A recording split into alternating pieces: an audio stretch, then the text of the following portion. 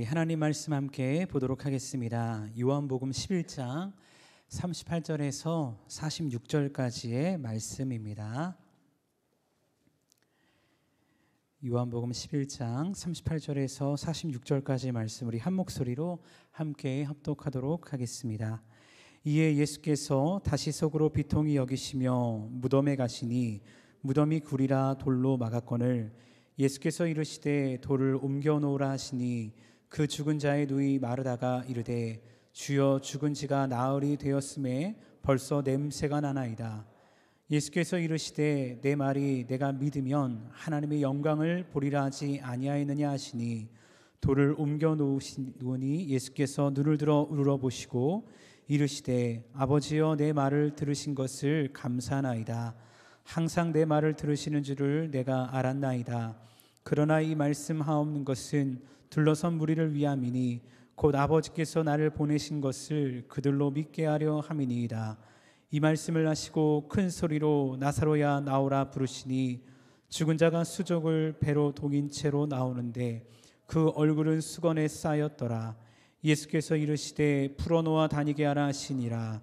마리아에게 와서 예수께서 하신 일을 본 많은 유대인이 그를 믿었으나 그 중에 어떤 자는 바리새인들에게 가서 예수께서 하신 일을 알리니라. 아멘. 잠시 기도하고 말씀 나누도록 하겠습니다. 하나님 감사합니다. 이 수요 저녁에도 우리를 주의 전으로 부르셔서 하나님을 예배할 수 있도록 은혜 주시니 감사합니다. 주의 성령님 이곳에 우리와 함께 하심을 믿습니다. 진리의 성령님 우리를 하나님의 말씀 가운데 진리 가운데 인도하여 주셔서 하나님의 말씀이 오늘도 우리의 심령 가운데 생명의 말씀 되게 하시고 능력의 말씀 되어 세상을 살아갈 수 있는 힘과 능력 얻는 귀한 시간 될 수 있도록 역사하여 주옵소서. 오늘도 일하시고 역사하실 우리 주님 기대하고 찬양하며 예수님의 이름으로 기도합니다. 아멘.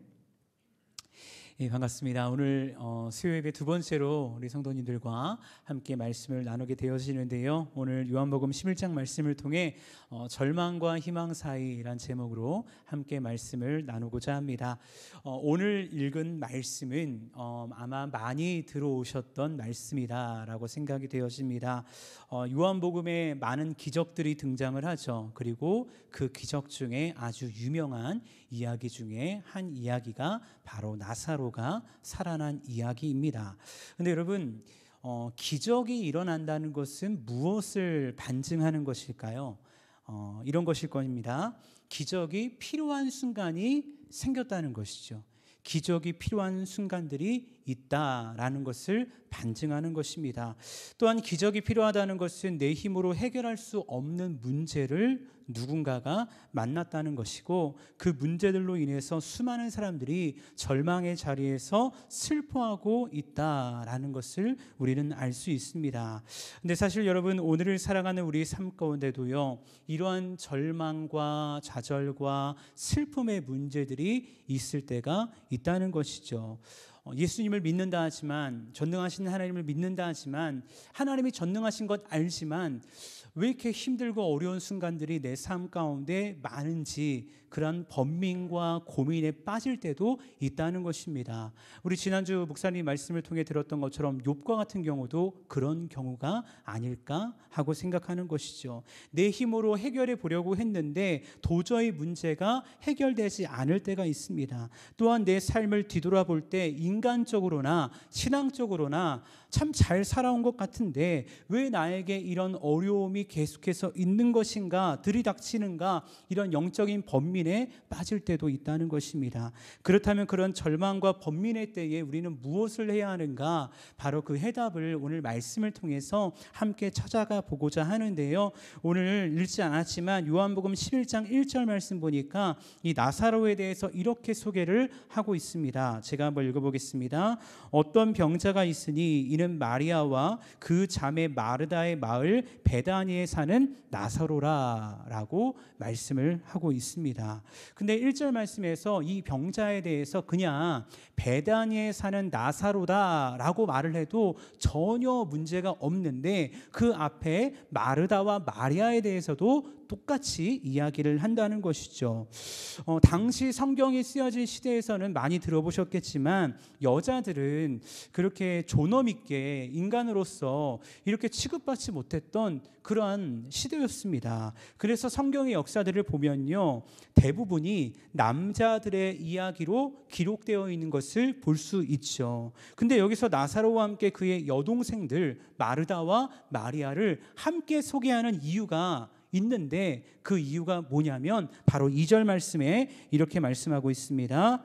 이 마리아는 향유를 주께 붓고 머리털로 주의 발을 닦던 자요, 병든 나사로는 그의 오라버니더라 라고 말씀하고 있습니다. 사실 이 향유를 예수님께 부은 사건 다들 아실 겁니다. 근데 요한복음 12장에 등장을 하죠. 당시 향유는 참 귀한 것이었습니다. 값비싼 것이었습니다. 여자들에게는 결혼 지참금과 같이 아주 소중한 물건이었죠. 그리고 향유의 값은 한 300데나리온 정도 되는 어마어마한 금액이었죠. 1데나리온이 당시의 은전의 명칭이었는데 남자 노동자가 하루 일을 하면 받는 돈이 1데나리온입니다. 그러니까 300일 동안 아무것도 먹지 않고 사지 않고 모아야 되는 돈이 300데나리온이고 그 돈으로 살 수 있는 것이 바로 향유라는 것이죠.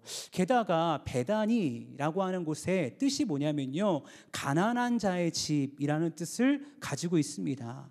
이 뜻을 통해서 우리가 알 수 있는 것은 뭐냐면 이 베다니에 살았던 나사로, 마르다, 마리아가 그렇게 형편이 녹록지 않았을 것이다, 참 어렵게 살아왔을 것이다 라는 것을 알 수 있습니다. 또한 이 마리아가 누굽니까? 여자입니다. 그러니까 남자가 이러는 것보다 몇 배 더 일을 해야 이 300데나리온이나 되는 돈을 얻을 수 있었을 것이고 그 돈으로 향유를 구입할 수 있었을 것이죠. 그러니까 이 마리아가 드린 향유는 단지 돈으로 환산할 수 있는 문제가 아니라 그의 인생의 삶의 전부였음을 알 수 있습니다. 결국 우리는 이 사건을 통해 뭘 알 수 있냐면 나사로와 마르다와 마리아가 예수님과 얼마나 돈독한 관계였는지, 그냥 아는 관계가 아니라 그냥 불쌍하게 측은히 여기는 관계가 아니라 예수님도 이 삼남매에게 있어서 이 삼남매도 예수님에게 있어서 너무나도 사랑하고 축복하는 관계였다라는 것을 알게 된다는 것입니다. 근데 문제가 생겼어요. 어떤 문제가 생겼냐면 우리가 잘 아는 것처럼 나사로가 중한 병에 걸리게 됩니다. 그래서 이 병에 걸려서 마르다와 마리아가 사람을 보내서 예수님께 소식을 전하는 것이죠. 3절 말씀 보니까 이렇게 말씀을 합니다. 누이들이 예수께 사람을 보내어 이르되 주여 보시옵소서, 사랑하는 자가 병들었나이다 하니 라고 말씀하고 있습니다. 사랑하는 자가 병들었습니다. 무슨 말일까요? 빨리 와서 예수님 고쳐주십시오, 빨리 해결해 주십시오 라고 간청하는 이야기입니다. 앞서 이 마리아와 마르다와 나사로가 예수님과 얼마나 돈독한 관계였는지를 말씀을 드렸죠. 그렇게 예수님은 당장이라도 나사로가 있는 베다니에 가셔야 하는 것입니다.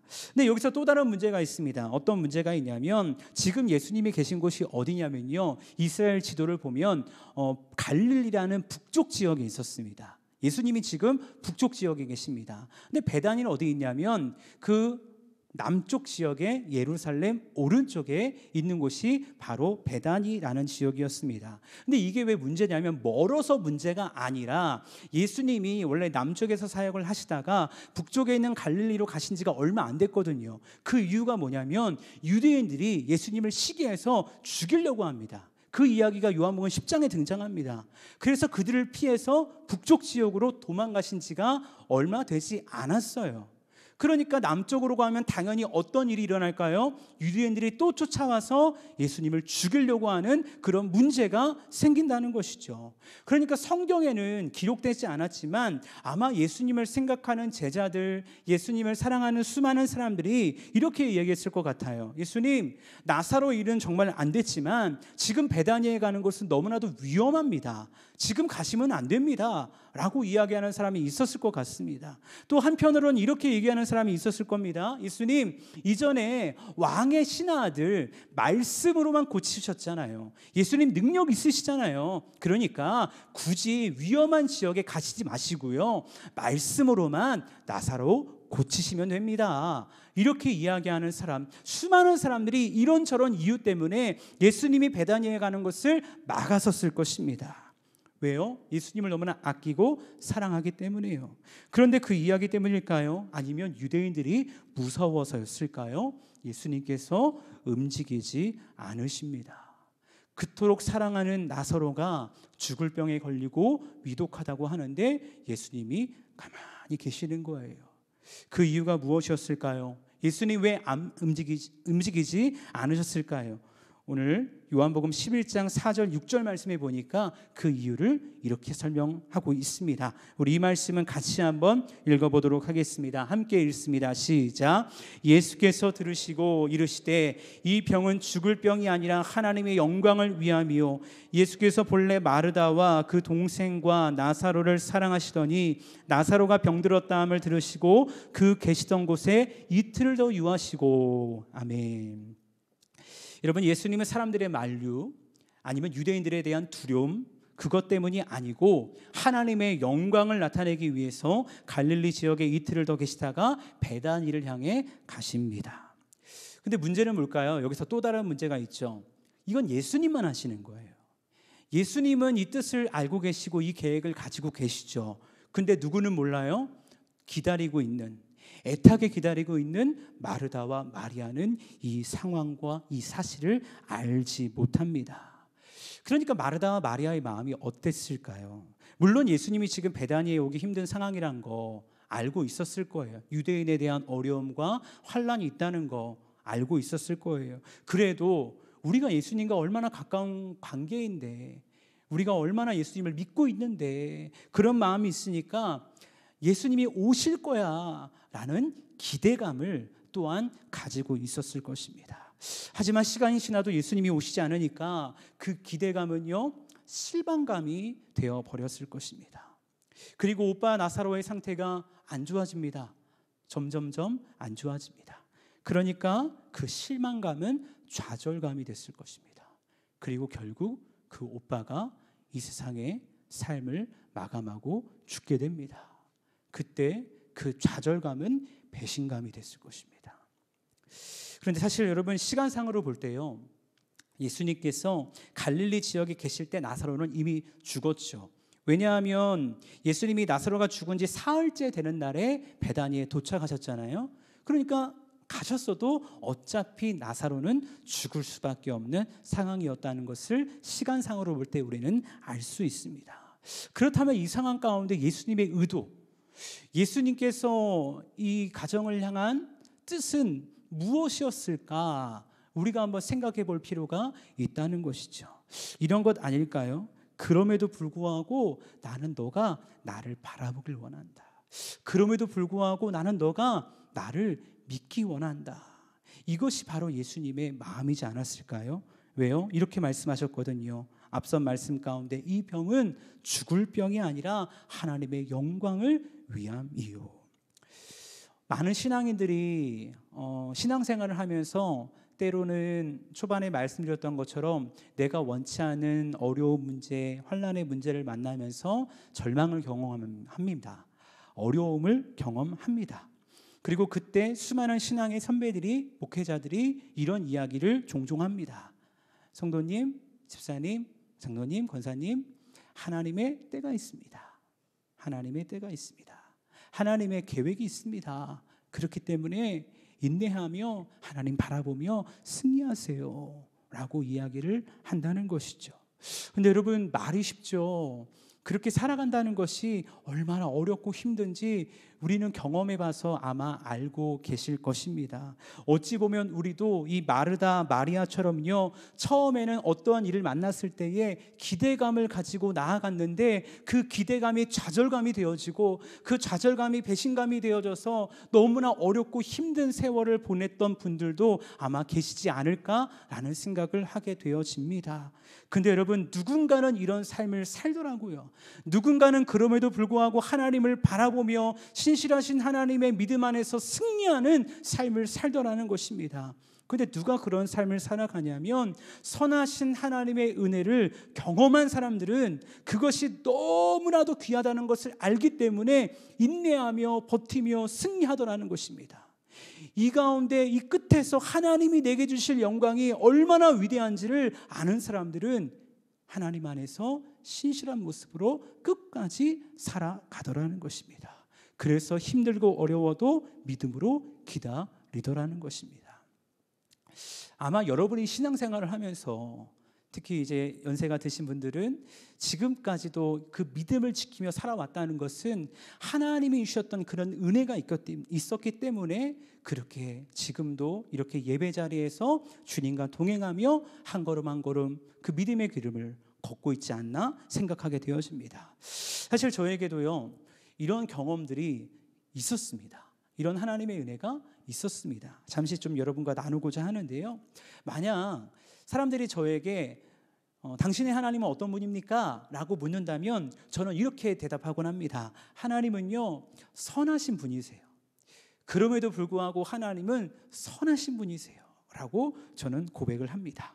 그렇다면 제가 이렇게 고백할 수 있는 이유가 제 삶에 항상 하나님이 주시는 기쁨과 은혜가 가득했기 때문일까? 아니요, 전혀 그렇지는 않았습니다. 참 어려움이 많았고 하나님이 저를 다루시는 순간순간의 삶들이 너무나도 많았었습니다. 제가 교구를 담당하면서 교구별로 순장님들을 이렇게 뵐 때마다 몇몇 순장님이 이런 질문을 하시더라고요. 목사님은 아버님이 목회를 하시나요? 아버님도 목사님이시죠? 이렇게 이야기를 하더라고요. 아무래도 이렇게 제가 이렇게 인상이 나쁘진 않지 않습니까?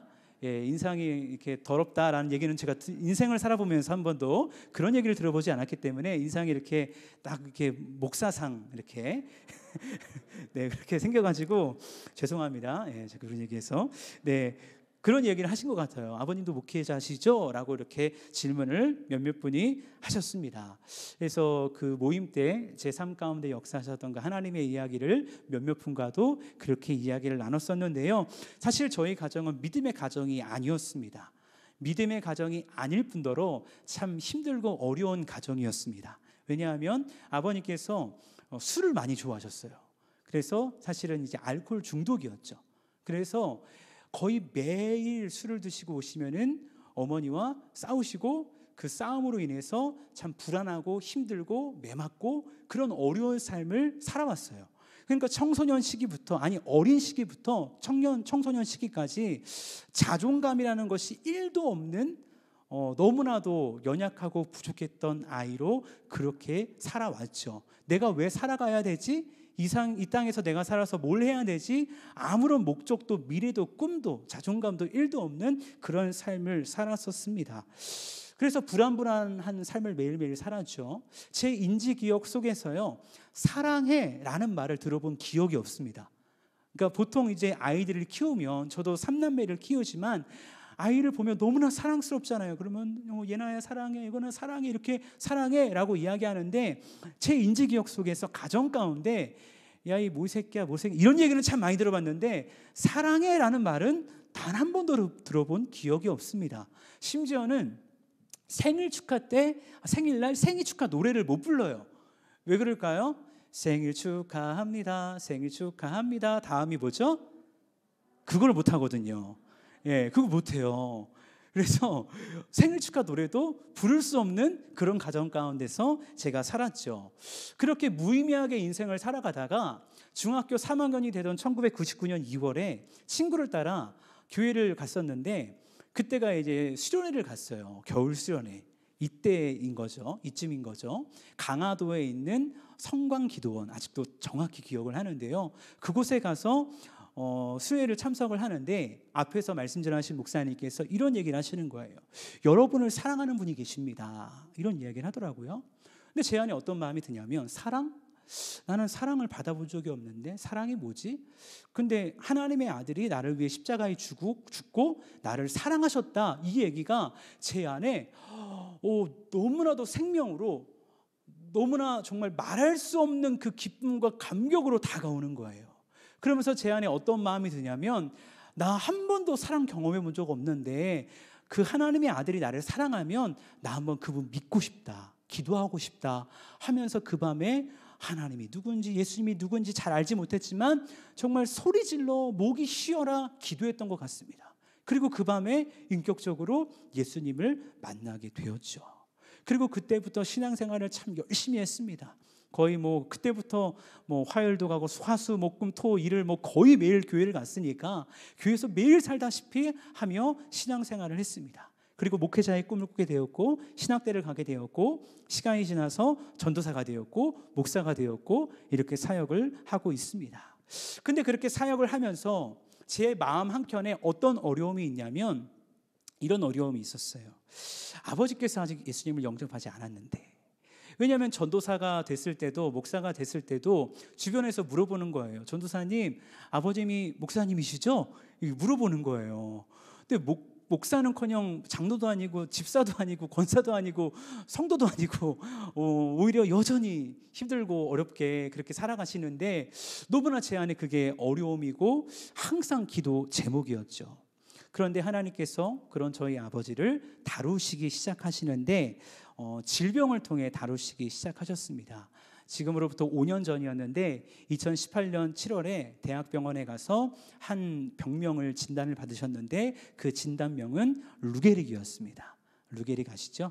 네, 이제 루게릭 진단을 받으셔서 3년밖에 살지 못한다라는 그런 진단을 받게 되셨죠. 근데 너무나 감사한 것은 무엇이냐면 그 질병을 진단을 받고서 마음이 가난해지신 거예요. 그래서 드디어 예수님을 영접하시고 세례도 받으시고 그 3년의 시간을 통해서 집사의 직분을 받게 되셨습니다. 그래서 저의 평생의 기도의 제목이 드디어 이루어진 거예요. 너무나 감사하게 하나님이 응답하신 것이죠. 근데 여러분, 사람의 마음이 얼마나 간사한지요. 이제 기도 제목이 이루어졌고 아버지께서 예수님을 믿었으니까 다 됐다, 이것이 아니고 제 안에 어떤 기도가 나오냐면, 하나님, 이제 예수님 믿었으니까 이제 질병을 좀 거둬주시고 좀 더 오래 살게 해주세요. 이 질병이 좀 더디게 해주세요. 진행이 더디게 해주세요. 그래서 조금이라도 함께 오랫동안 살았으면 좋겠습니다 라는 그런 마음을 가지고 하나님께 얼마나 기도를 했는지 모릅니다. 근데 그 기도는 어디 간지, 왜 응답을 하지 않으시는지 왼쪽 다리로 시작된 근육 위축이 오른쪽 다리로, 왼쪽 팔로, 오른쪽 팔로 그렇게 온몸이 점점 위축이 되어져서 이제는 본인 마음대로 움직일 수도 먹을 수도 씻을 수도 화장실도 갈 수 없는 그런 상황이 되었습니다. 그래서 어머니께서 3년이라는 시간 동안 병간호를 하시고 저는 이제 사역자니까 쉬는 월요일마다 본가에 찾아가서 아버지를 들어 업고 화장실로 모시고 가서 목욕을 해드리고 그렇게 시간을 보내왔었죠. 그럴 때 계속 기도를 했어요. 하나님, 좀 살려주세요. 회복되게 해주세요. 기대감을 가지고 기도를 했죠. 근데 그 기대감과 달리 점점점 안 좋아지는 모습을 보게 되었습니다. 그렇게 시간이 지나서 온 몸을 움직이지 못하고 오른쪽 손만 겨우겨우 움직일 수 있을 때 아버지께서 어느 날 저를 이렇게 말도 제대로 못하죠. 혀가 굳으니까 이렇게 막 부르시더니 핸드폰으로 뭔가를 보여주십니다. 핸드폰을 보니까 유튜브 영상에 이런 게 기록되어 있어요. 루게릭 안락사 이렇게 기록되어 있더라고요. 그게 무슨 말이냐면은 너무 힘드니까 유럽이나 이런 나라에서 안락사를 해주잖아요. 근데 어서 그거를 유튜브를 보다가 보셨나 봐요. 그러면서 그걸 보고 나 이거 해달라고 이렇게 이야기를 하시더라고요. 참 슬픈 마음을 추스르고 그날도 이제 욕실로 모시고 와서 아버지를 씻겨드리는데 아버님이 막 우시는 거예요. 근데 이제 본가가 그렇게 큰 집이 아니니까 밖에 우리 아이들이 있고 아내가 있고 어머니가 계시니까 욕실에서 물을 세게 쓱 틀어놓고 그 안에서 아버지를 붙잡고 얼마나 울며 하나님 살려주십시오, 하나님 살려주세요, 그렇게 얼마나 기도를 했는지 모릅니다. 기대감이 있었던 것이죠. 하나님 좀 살려주실 줄 능력이 있으시지 않습니까? 하나님 살려주십시오, 그런 마음이 있었던 것 같습니다. 사실 아버지께서 그 루게릭 진단 초기 때 연명치료 거부서를 쓰셔가지고 병원에 갈 수도 없었고 코로나 때문에 병원에도 갈 수 없는 그런 상황이었습니다. 근데 그런 여러 가지 모습 가운데 제가 마지막엔 하나님께 이 두 가지 기도를 드렸습니다. 어떤 기도를 드렸냐면, 첫 번째는 하나님, 마지막 임종을 좀 가족들이 다 보게 해주십시오. 왜냐하면 병원에 계신 게 아니라 집에 계시니까 갑자기 언제 돌아가실지 모르잖아요. 하나님 임종을 보게 해주십시오. 그리고 두 번째는 좀 편안하게 돌아가게 해주십시오. 왜냐하면 집에서 어떠한 병원 기구가 없이 계시니까 위험하고 끔찍한 순간들이 너무나 많은 거예요. 그러면서 이렇게 끔찍하게 돌아가시면 어떡하지? 라는 마음의 어려움이 있었습니다. 근데 그 두 가지를 기도를 하는데도 여전히 어렵습니다. 여전히 끔찍하고 어렵고 너무나 무서운 순간들이 계속 매주마다 이루어지는 것을 보면서 제 안에 그 기대감이 좌절감이 되는 거예요. 마리아처럼, 마르다처럼. 너무나 마음 가운데 하나님에 대한 불평과 원망이 찾아오는 저의 연약한 모습을 보게 되었었습니다. 하나님, 왜 기도에 응답하지 않으십니까? 조금 더 살게, 조금 편안하게 하나님 나라 가게 해달라는데 왜 이렇게 어렵고 힘든 순간들을 저희 가정에게, 저희 아버지에게, 저에게 이렇게 주시는 겁니까? 하며 원망했던 저의 연약한 모습이 있었습니다. 근데 하나님 얼마나 신실하신지요. 하나님이 이 기도를 정확하게 신실하게 이루어 주셨어요. 3년째가 되던 2021년 8월 8일 새벽이 되던 때에 어머니가 전화가 오신 거예요. 의식이 없다고, 빨리 와보라고. 갔더니 정말 의식이 없으시더라고요. 동생이 오고 어머니가 한 2시간 만에 모였는데 제가 그런 얘기를 들었거든요. 장례를 갈 때마다 사람이 죽기 전에 눈의 동공이 확 열린다, 이런 얘기를 들었었습니다. 근데 처음에 봤을 때는 정말 눈에 희미하고 전혀 의식이 없으셨어요. 그런데 가족들이 다 모이니까 갑자기 동공이 확 열리는 거예요. 그러면서 한 명씩 봅니다. 어머니를 보고 저를 보고 동생을 보고 그 자리에서 정말로 주무시는 것처럼 하나님 나라에 안식하게 되셨습니다. 그 모습을 보면서 돌아가셨죠. 그리고 나서 집에서 돌아가시니까 아무래도 경찰이 오고 국가수가 오고 이제 거만이가 와서 이제 사망 원인을 밝히게 되었는데 사망 원인이 루게릭이 아니라 심장마비로 돌아가셨다라고 이야기를 하시더라고요. 그래서 편안하게, 끔찍한 모습이 아니라 편안한 모습으로 하나님 나라에 안식하게 되셨다고 그 거만이를 통해서 이야기를 들었었습니다. 3일간의 장례를 치르고요. 제가 교회에서 와서 하나님 앞에 얼마나 울며 기도한지 모릅니다. 근데 그 눈물의 의미는요, 슬픔의 의미가 아니었습니다. 어떤 의미였냐면 내가 그동안 불평하고 원망하고 하나님을 믿지 못했던 내 연약함에 대한 회개의 눈물이었습니다. 하나님을 믿지 못해서 죄송합니다. 신실하신 하나님, 이렇게 역사하실 건데 내가 그 하나님을 바라보지 못해서 하나님 죄송합니다. 그런 마음으로 얼마나 하나님 앞에 기도하며 눈물로 나아간지 모릅니다.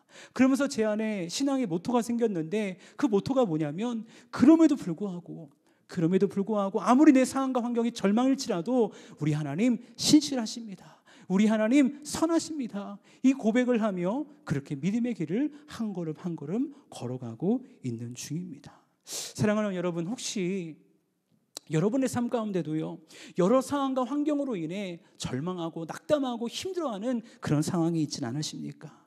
앞이 보이지 않는 캄캄한 길을 걷고 계신 것 같지 않으십니까? 그런데 기억하십시오. 그런 여러분의 상황 가운데 우리 하나님이 여러분과 함께하고 계심을 기억할 수 있기를 주님의 이름으로 축복합니다. 여러분이 가는 길이 느리고 더딘 것 같이 보일 수 있지만 그 절망의 끝이 희망이라는 것을 기억할 수 있기를 주님의 이름으로 축복합니다. 왜냐하면 그 걸음 가운데 여러분은 느끼지 못할지라도 그 걸음 가운데 우리 하나님이 도와주고 계시거든요. 우리 하나님이 붙잡아주고 계시거든요. 우리가 그 주님을 경험할 수 있다면, 그 주님을 느낄 수 있다면 우리는 믿음의 길을 끝까지 걸어갈 수 있는 것입니다. 다시 말씀으로 돌아와서요, 예수님이 베다니에 도착하시니까 다 울고 있는 거예요. 왜 그럴까요? 말씀드렸던 것처럼 나사로가 죽었거든요. 세상에 죽음보다 더 큰 절망이 어디 있겠습니까? 그러니까 모두가 마르다가 마리아가, 그 마르다와 마리아를 아는 모든 사람들이 너무나 슬픔 가운데 함께 울고 있는 것입니다. 근데 오늘 말씀의 제목을 절망과 희망 사이라고 제가 정해봤거든요. 근데 절망, 희망 한 글자 차이인데 우리에게 다가오는 것이 너무나 크잖아요. 근데 대체 이 사이에 무엇이 있기에 말로 표현할 수 없는 이 절망이 희망이 될 수 있는가? 그것은 바로 예수님이, 바로 예수 그리스도가 계시기 때문이라는 것입니다. 근데 정말 그 예수 그리스도가 오늘 예배하는 우리의 심령 가운데, 우리의 삶 가운데도 정말 계시는가? 한번 우리가 우리 자신에게 질문해 보아야 한다는 것이죠. 세상은 말합니다. 예수가 밥 먹여주냐고, 예수가 너의 인생을 책임져 주냐고 세상은 이야기합니다. 근데 저는 반대로 묻고 싶어요. 내가 그토록 사랑하고 붙잡고 있는 그것이 우리의 인생을 책임져 주는가? 세상의 가치들이 우리의 영혼의 문제, 아니 우리의 영원의 문제, 그 모든 것들을 책임져 줄 수 있는가? 아니요, 전혀 그렇지 않다는 것입니다. 세상 그 어떤 것도 우리의 영혼의 문제를 해결해 줄 수 없습니다. 오직 예수 그리스도만이 이 문제의 해결자 되어 주시고요, 이 문제의 해결자 되어 주시기 위해서 십자가에서 우리를 위해 죽으심으로 모든 것을 내어 주셨다는 것이죠. 이것을 믿는다면, 이것이 내 안에 확신이 된다면 바울이 로마서 8장에서 고백했던 것처럼 사망이나 근신이나 세상 어떤 것도 우리를 향한 하나님의 사랑을 끊을 수 없다는 것입니다. 그래서 예수님께서요, 요한복음 11장 25절 말씀에 보니까 이 영원한 해결자 되어주시는 예수님께서요, 마르다에게, 슬퍼하는 마르다에게 이렇게 이야기를 합니다. 제가 읽어보겠습니다. 예수께서 이르시되 나는 부활이요 생명이니 나를 믿는 자는 죽어도 살겠고 무릇 살아서 나를 믿는 자는 영원히 죽지 아니하리니 이것을 내가 믿느냐라고 예수님이 말씀하십니다. 이것을 내가 믿느냐.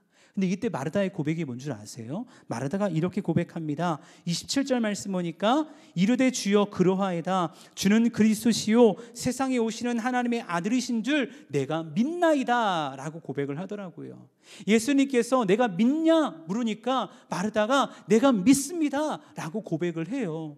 근데 여러분, 여기서 문제가 뭔 줄 아세요? 그 이후에 내가 믿습니다 입술로 고백했던 이 마르다가 행동은 전혀 믿지 못하는 행동을 하고 있었다는 것입니다. 39절 말씀 한번 보겠습니다. 39절 말씀을, 이 말씀은요 같이 한번 읽겠습니다. 함께 읽습니다. 시작. 예수께서 이르시되 돌을 옮겨 놓으라 하시니 그 죽은 자의 누이 마르다가 이르되 주여 죽은 지가 나흘이 되었음에 벌써 냄새가 나나이다. 아멘. 당시 유대인의 장례 풍습은요 우리나라와 조금 달랐는데 그 이유는요 날씨 때문이었습니다. 알다시피 유대의 날씨가 많이 덥지 않습니까? 그러니까 그 더운 날씨 가운데 시신을 그대로 내버려 두면 금방 냄새가 나고 부패하기 때문에 우리나라는 보통 3일째 되는 날에 관에 놓고 매장을 했죠. 그런데 이 유대 풍습 가운데는 먼저 돌무덤에 매장을 한 다음에 4일 동안 장례를 치르는 것이 그 당시의 장례 풍습이었다고 합니다. 근데 예수님께서, 베다니에 가신 예수님께서 나사로가 매장된 돌무덤에 가시더니 이렇게 말씀하시는 거예요. 냄새가 나는데도 돌을 옮겨 놓으라 라고 말씀하시는 거죠. 아마 사람들이 생각했을 것입니다.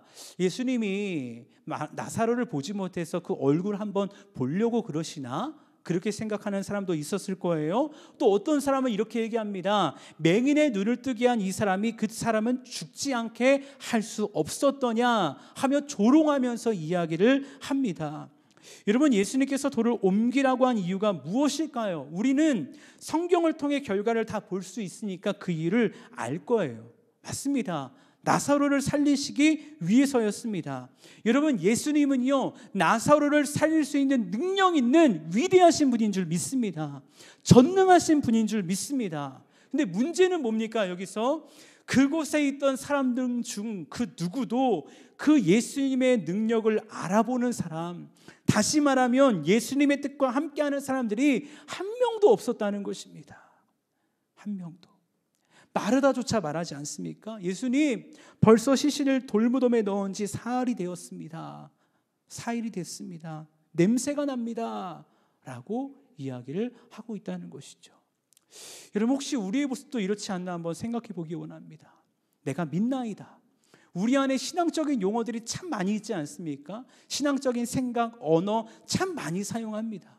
근데 그 신앙적인 언어와 우리의 생각들이 정말 전인격적으로 하나님에 대한 믿음으로 반응하고 있는지, 아니면 그냥 하나의 종교인으로서, 하나의 어떤 직책 있는 자로서 말로서만 믿습니다 라고 고백하면서 우리의 삶에 아무 변화 없는 그런 연약한 믿음으로 살아가고 있진 않은지, 혹시 오늘을 살아가는 우리의 삶이 이 믿음 없는 이 연약한 마르다가 아닌가 한번 생각해 보기 원한다는 것입니다. 저의 모습이 또 그랬거든요. 하나님, 내가 마르다입니다.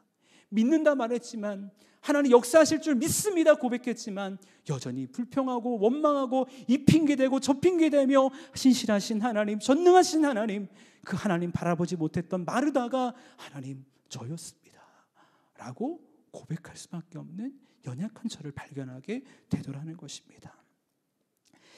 앞서 마르다는 믿는다, 내가 믿나이다 고백했지만 현실의 이야기를 하는 거예요. 현실의 이야기. 우리가 예수님의 사역을 보면요, 예수님께서 공생의 사역을 하시면서 3번의 눈물을 보이십니다. 근데 첫 번째 눈물이 바로 오늘 이 사건을 통한 눈물입니다. 근데 예수님이 왜 눈물을 흘리셨을까요? 예수님의 눈물은 어떤 의미였을까요? 예수님과 함께하고 있는 사람들, 그들의 믿음 없음에 대한 한탄이지 않을까 생각합니다. 내가 너희들에게 얼마나 기적을 베풀고 너희들에게 얼마나 역사했는데 여전히 나를 바라보지 못하는구나, 여전히 나를 믿지 못하는구나, 언제 믿을래, 언제 회복될래, 언제 나와 이 뜻을 함께 할래 하면서 흘리신 눈물이 바로 예수님의 눈물이지 않을까 생각하게 됩니다. 근데 여러분, 너무 감사한 게 뭔 줄 아십니까? 그 누구도요 예수님을 믿지 않았어요. 심지어 마르다도요 믿는다 고백했지만 믿음의 삶이 없었다는 것입니다. 근데 예수님은 그들의 연약한 믿음을 굳건하게 하기 위해서 기적을 보여주시더라고요. 오늘 40절 말씀 보니까 이렇게 말씀하고 있습니다. 예수께서 이르시되 내 말이 내가 믿으면 하나님의 영광을 보리라 하지 아니하였느냐 하시니. 아멘. 보세요 여러분, 내가 믿으면 하나님의 영광을 보리라 라고 말씀하셨죠. 근데 결론적으로 보면 믿지 않았지만 하나님의 영광을 나타내 보여주신 거예요. 얼마나 감사합니까 우리 하나님, 얼마나 감사합니까? 우리가 신앙생활하면서 가장 크게 오해하는 게 뭔 줄 아세요? 내가 뭔가를 잘해야 구원받는 줄 알아요. 내가 뭔가 잘하고 헌신하고 봉사하고 헌금해야 축복을 받는 줄 알아요. 기브 앤 테이크로 하나님을 바라보는 경우가 많이 있다는 것입니다. 물론 봉사하지 말란 얘기가 아닙니다. 감사함으로 기쁨으로 은혜 가운데 헌신하고 봉사해야죠. 근데 그것이 은혜의 축복의 세상의 절대 조건이 되어질 수는 없다는 것입니다. 만약에 그 세상의 것들이 절대 조건이 된다면 우리가 어떻게 구원받을 수 있습니까? 우리가 어떻게 하나님 나라 갈 수 있습니까? 그 은혜가 아니면. 그런 것이죠. 우리의 연약한 모습 그대로 나아가도요, 하나님이 우리를 너무나 사랑하시기 때문에 우리를 위해 그분의 일들을 이루어 주시더라는 것입니다. 오늘 말씀에서도요. 그래서 예수님께서 이렇게 말씀하십니다. 43절과 44절 말씀에 무덤을 향해서 이렇게 선포하십니다. 너무나 유명한 말씀이죠. 이 말씀을 하시고 큰 소리로 나사로야 나오라 부르시니 죽은 자가 수족을 배로 동인 채로 나오는데 그 얼굴은 수건에 쌓였더라. 예수께서 이르시되 풀어놓아 다니게 하라 하시니라. 아멘. 나사로가 나왔습니다. 수족에 동인 것을 풀고 돌아다니게 하는 놀라운 기적의 역사가 일어나게 되어졌습니다. 여러분, 누가 이 일을 하셨습니까? 바로 우리 주님이, 전능하신 우리 주님이 이 일을 이루어 주신 것입니다. 절망과 희망 이 사이에 누가 계신 겁니까? 바로 살아계신 예수 그리스도가 계신 곳입니다. 근데 이 예수님 2000년 전에 역사하셨던 이 예수님이 지금 어디 계신지 우리 자신에게 다시 한번 질문해 봤으면 좋겠습니다. 정말 내 안에 계시는가? 정말 내가 그 주님을 믿고 따르고 있는가? 우리가 한번 우리 자신에게 묻고 기도하며 나아갔으면 좋겠습니다. 여러분, 이 예수님을 찾고 구하는 자들에게는요, 아무리 큰 절망이 올지라도 그 절망의 자리에서 일어날 수 있는 것입니다. 왜냐하면 예수님만이 우리의 영원한 진리의 소망이 되시기 때문입니다. 마지막으로 일 가운데 사람들의 반응이 두 가지로 나눠지더라고요. 45절 46절 말씀 보니까 이렇게 말씀합니다.